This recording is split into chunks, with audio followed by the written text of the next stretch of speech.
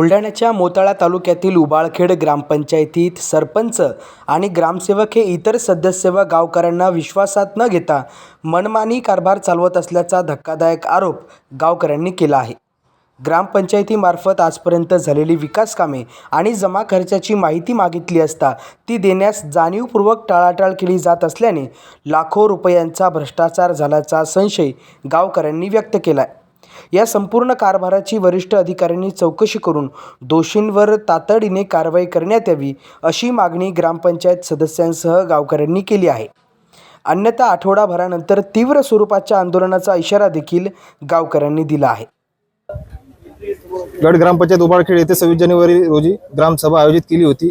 या ग्रामसभेमध्ये जमा खर्च जो काही जमा खर्च झालेला आहे याची माहिती ग्रामस्थांनी मागितली होती। ही जी माहिती होती ही ग्रामस्थांना मिळालेली नाही। तदनंतर जो काही ग्रामपंचायतमध्ये लाखो रुपयाची कामं झालेली आहे या कामाची विचारणा केली असती सरपंचांनी ही माहिती देण्यास टाळाटाळ केली। त्यामुळे आपण विशेष ग्रामसभा आयोजित करण्यात आली होती। या विशेष ग्रामसभेमध्ये पण सरपंचांनी ही माहिती देण्यास टाळाटाळ केली। विशेष म्हणजे या भ्रष्टाचाराला जे काही सरपंच आपले उबाळखेड नगरीचे सरपंच आहेत यांनी आम्ही त्यांना सांगितले की जसं उपस्थित तुम्ही ग्रामसभा आपण नव्याने घेऊ, त्यामध्ये ते आले नाही। ते भ्रष्टाचार केल्यामुळे ते इथं उबाळखेड ग्रामपंचायतला येऊ शकले नाही।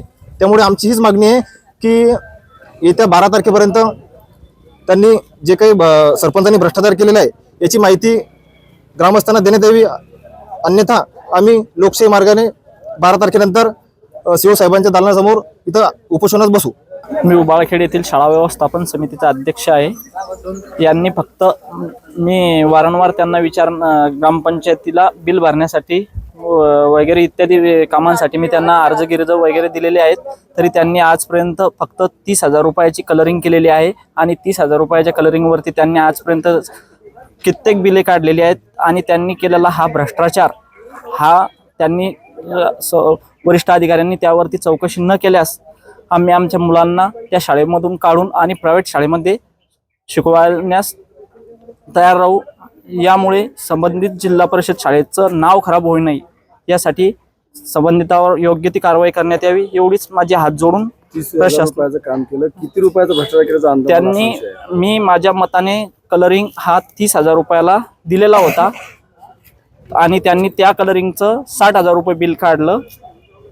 तर त्यांनी त्यामध्ये पण भ्रष्टाचार केला आणि इतर बिलं सुद्धा त्यांनी काढलेली आहेत, तरी त्यावरती संबंधित वरिष्ठ अधिकाऱ्यांनी चौकशी करावी। अन्यथा आम्ही आमच्या मुलांना जिल्हा परिषद शाळेमध्ये शिकवणार नाही एवढं मी